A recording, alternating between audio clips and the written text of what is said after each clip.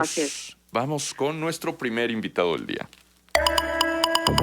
La voz de los protagonistas. En Contextos.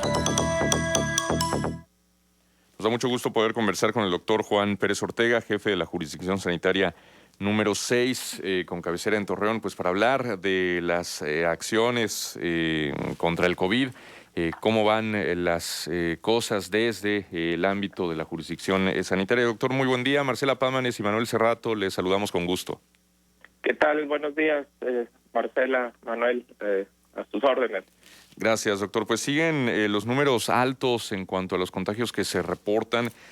Otra vez Torreón pues superando la cifra de los 100 contagios. En el reporte de ayer, por ejemplo, se daba cuenta de 380 casos en toda la entidad, de los cuales a Torreón correspondieron 118, pero también la cifra de decesos que sigue en promedios de 8, 10, 12, 14, números sumamente altos, doctor. Sí, así es, Manuel.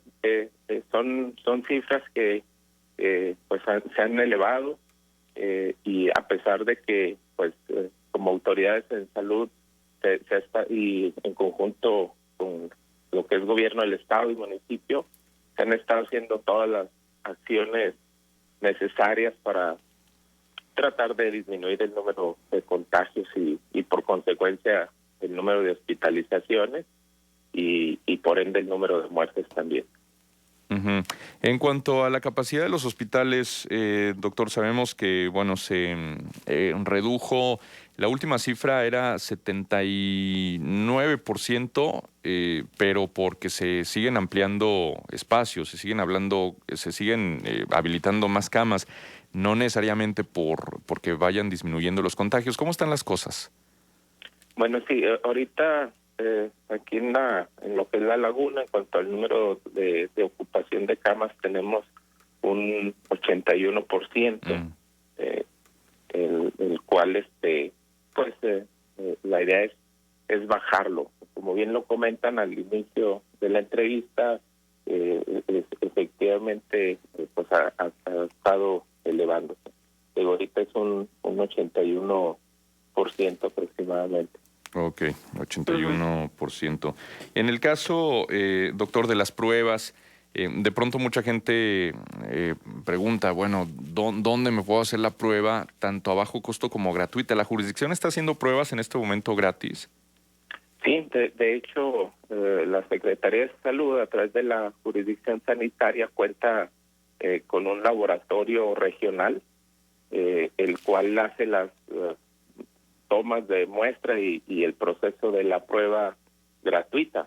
Uh-huh. Eso es importante recalcarlo en la población, número uno. Y número dos, la prueba se tiene que hacer de acuerdo a un control que se hace a través de un call center de aquellas personas que se identifican que han estado conviviendo con pacientes que han salido positivos. Es decir, la prueba no nada más es solicitarla porque me la quiero hacer. Uh-huh. Tiene que haber alguna indicación y entre esas indicaciones pues es tener alguna sintomatología. Uh-huh. Doctor, buenos días. Le saluda Marcela Pámanes. Marcela, buenos días. Qué gusto que esté con nosotros. Déjeme preguntarle algo, doctor. ¿Qué sucede con estos lugares donde no haces cita y de pronto llegas y te hacen la prueba y no reciben ninguna llamada de control de parte de la autoridad sanitaria del estado? ¿Esas pruebas se están contabilizando en función de los resultados? Ok, bueno, lo comentaba que la prueba no puede llegar a alguien y decir necesito hacerme la prueba, porque si no, no habría un control de estas pruebas que se manejan. El Doctor, laboratorio no debería pero sí se puede. Tengo muchos casos cercanos de personas que han llegado sin cita a hacerse la prueba. Sí, de hecho, digo, no dudo que suceda, de que alguien vaya y se la hagan, pero no, insisto, no es lo correcto. Se ha estado trabajando sobre ese punto, porque de verdad tenemos que optimizar las pruebas que se tienen. El laboratorio puede procesar hasta 140 pruebas diarias. Sí. Ujú. Esto es con el laboratorio de la Secretaría de Salud, sin contar lo que es los laboratorios a nivel privado, ¿no? Pero los privados tendrían que funcionar igual que el laboratorio del Estado. A ver, no entendí ahí la pregunta. Sí, porque a lo que yo me refiero, y tengo que puntualizarlo para que no haya dudas, es que uno puede llegar a un laboratorio particular y hacerse la prueba sin cita. Y entonces te entregan el resultado y luego tú no recibes ninguna llamada de seguimiento de parte de la Autoridad de Salud del Estado. A ver, no sé si ustedes tengan conocimiento de que está un call center, el cual está instalado en la infoteca de la universidad, Ajá. en donde se cuenta con alrededor de 40 telefonistas, Sí. en donde en ese call center se pasa diariamente el número de casos positivos de acuerdo a las pruebas que se están realizando, y tanto a nivel de la Secretaría como a nivel privado. Entonces, se le hace el seguimiento por un telefonista a un paciente o una persona que salió positiva, y a la vez se hace lo que le llamamos un cerco sanitario, que es vigilar a las personas que han convivido con él. Sí se está haciendo ese seguimiento. Ajá. Y te digo, tanto a nivel de los que se hacen por la Secretaría como las pruebas que se hacen a nivel privado, ya que incluso con los laboratorios privados hemos tenido reuniones constantes, porque pues esto al final de cuentas, como tú lo mencionas, es importante porque nos ayuda a tener un control de aquellos pacientes positivos. Ujú. Bueno, y hay otra situación. Hay declaraciones en función de los productos milagro y lo que está sucediendo con el tema de PCR en casa. Y yo creo que es muy puntual la postura de la jurisdicción sanitaria número 6. ¿Se puede confiar en estas pruebas? ¿Realmente tienen una certificación para que las pueda utilizar el público? Y por otra parte, doctor, ¿cuál es la postura de la jurisdicción sanitaria en torno al uso del dióxido de cloro? Ok, en cuanto a las pruebas rápidas, bueno, sabemos que en Estados Unidos la FDA ya aprobó unas pruebas rápidas que son muy diferentes a las que en un inicio salieron. Aquí en lo que es Torreón, lo que corresponde a la jurisdicción, todavía esas pruebas no se tienen. Sí es importante que la población se entere, porque bueno, pues pudieran en un momento dado estarles diciendo que les están haciendo una prueba que es efectiva cuando no lo es. Hasta el momento aquí en la región, pues es lo que sería la PCR. Eso sí es importante que la población lo tenga claro. Y en cuanto al dióxido de cloro, bueno, es una sustancia que todos sabemos que no ha sido avalada por la COFEPRIS, que pues hay estudios que lo ponen en controversia, pero que al final de cuentas la comunidad médica o quienes estamos inmersos en salud, bueno, pues no tenemos un sustento científico, no lo existe como para poderlo avalar y decir que se pueda utilizar. Entonces, la postura es que no es un producto que se pueda manejar como tratamiento para COVID. Uh-huh. ¿Y tiene riesgos, doctor? ¿Hay riesgos en su uso? Pues hay riesgos porque, bueno, al final el cloro pues viene siendo un químico, un blanqueador que puede llegar a generar en ciertas dosis o en dosis altas, puede llegar a generar daño al hígado o algunos otros órganos del cuerpo. Uh-huh. ¿Cómo fue la intervención de la jurisdicción sanitaria en el caso de esta medicamento o tratamiento alternativo, para decirle más correctamente, que se estuvo ofreciendo en la Casa de Gestoría de la diputada federal Miroslava Sánchez? Ustedes fueron ahí y disuadieron a las personas, porque además la condición para que las personas se presentaran era que tuvieran COVID, que fueran enfermos, que fueran positivos. ¿Qué intervención tuvieron ustedes? Bueno, nosotros como autoridades de salud, primero pues vigilar si esto se está llevando a cabo o que se estaba llevando a cabo. Vigilar primero que no hubiera aglomeración en cuanto al número de gentes que hubiera ahí.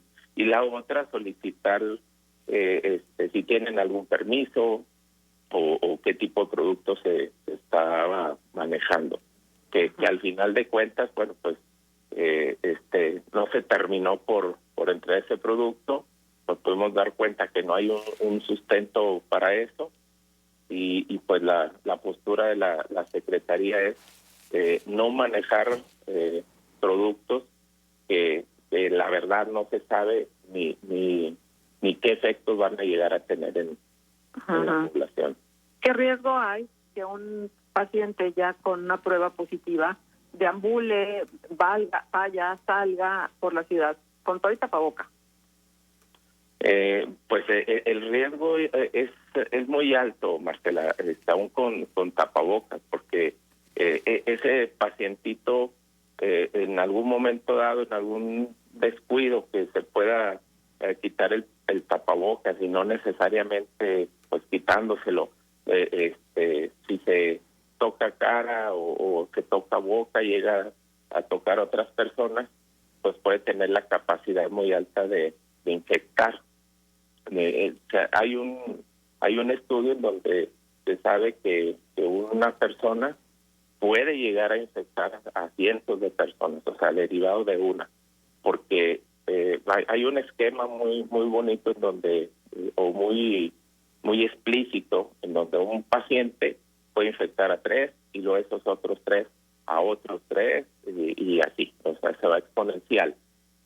Entonces, un paciente infectado tiene una capacidad de poder infectar a muchos otros. ¿Siguen siendo exactamente 14 días los que la persona debe de permanecer aislado?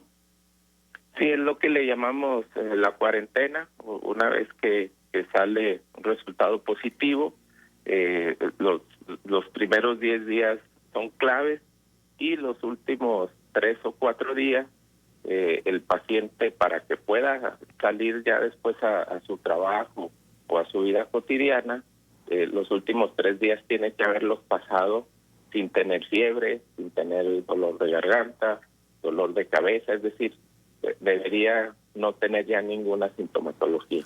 Pero efectivamente son 14 a 15 días. Muy bien. Doctor, en el caso, por ejemplo, del brote que hubo al interior de la casa del anciano doctor Samuel Silva, hemos recibido algunos testimonios, concretamente el de una persona que es hijo de un residente de esa casa del anciano que dio positivo a COVID y que no le aclaran la situación de salud de su padre. Señala que hay mucho hermetismo por parte de la comunidad ahí religiosa o quienes administran la casa del anciano para dar información, y entonces la desesperación en la que entran los familiares pues es alta. De este caso en particular, el doctor César del Bosque ya se comunicó directamente con la persona, pero se ha señalado constantemente eso, el hermetismo, que no les dicen cómo están sus familiares. ¿La jurisdicción sanitaria ha sido notificada de este asunto o está interviniendo también allí? Sí, efectivamente, bueno, pues todo el mundo sabemos de ese brote que hubo ahí en la casa del anciano. Sí, 49 positivos ya según se informa. Sí, de hecho se hizo un muestreo en toda el personal y la gente de los ancianitos que están ahí, y efectivamente hay 49 positivos. De hecho, bueno, pues por eso se tomaron medidas de no mover a las personas que ya están ahí recluidas, para no diseminar más el problema. Entonces eso nos sirvió de el no moverlos, de hacer un cerco sanitario y tenerlo controlado. En cuanto a la información que deben de tener de cada persona que está ahí, sí es algo en donde estamos trabajando que no corresponde directamente a nosotros dar esa información.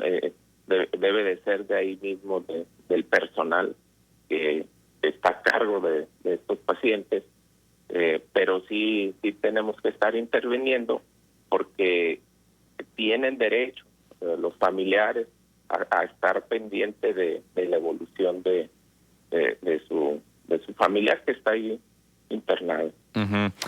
Nos quedan nada más 2 minutos, doctor, pero me gustaría preguntarle cómo van las cosas en cuanto a dengue y en cuanto a influenza. Ok. En cuanto a dengue, tenemos ahorita en la actualidad 256 casos, y de los cuales 232 son casos no graves, 24 han sido con sintomatología grave. Sabemos también de una defunción que llevamos en lo que es esta temporada. Esto es en Torreón, 256 casos. En Matamoros tenemos 13, porque tanto Matamoros y Viesca corresponden a la jurisdicción. Y en Viesca llevamos 4. 3 en Matamoros y 4 en Viesca. Pues se siguen haciendo acciones de fumigación, de descacharrización, de revisión de ovitrampas, que es donde el mosco deposita sus huevecillos y bueno, se hace un monitoreo de ese tipo de ovitrampas. Ahora, en esta temporada, además de las acciones que se están haciendo por parte de la jurisdicción sanitaria, también pues el clima nos empieza a favorecer, ¿no? Al final de cuentas, con el frío, pues disminuye mucho la actividad del mosco. ¿Y en el caso de la influenza? En el caso de la influenza, aprovechar para comentar que, bueno, nos llegó otra remesa de 17.500 dosis de vacuna y como casos reportados de influenza de manera oficial, porque aquí también es importante mencionar, hay gente que nos dice, oye, ¿cómo es posible que no haya un caso de influenza o que los casos sean muy poquitos? Pues lo que pasa es que se tiene que comprobar y tener todos los elementos para decir que es influenza. Hasta ahorita tenemos conocimiento por ahí alrededor de 4 casos a nivel privado, pero a nivel secretaría oficialmente pues no tenemos registrado ninguno. Okay. Te comentaba acerca de la vacuna. Bueno, pues sí es importante por ahí que la población esté pendiente para aplicársela y que nos den oportunidad de primero continuar aplicándosela a aquel personal de riesgo, que es el personal de salud, a los adultos de 60 años en adelante, a aquellos pacientes que puedan tener alguna comorbilidad como es hipertensión, diabetes, obesidad, pacientitos con SIDA, que son pacientes vulnerables, así como también embarazadas y niños menores de 5 años. La meta en esta temporada de aplicación de vacunas es de 58.600 dosis aproximadamente, de las cuales ya hemos aplicado 28.000 y te digo, tenemos una remesa que recién nos acaba de llegar de 17.500 dosis más.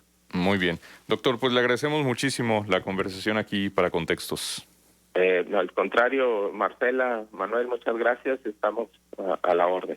Gracias. Saludarlo, doctor. Hasta luego. Si permite nada más, sí, déjame participar el auditorio para aquellos que no supieran rapidísimo que el sacerdote Rodolfo Reza Palomares, muy querido, muy apreciado, fue director del seminario, ahora estaba en la parroquia Inmaculado Corazón de María de Torreón Jardín, falleció también a resulta del COVID.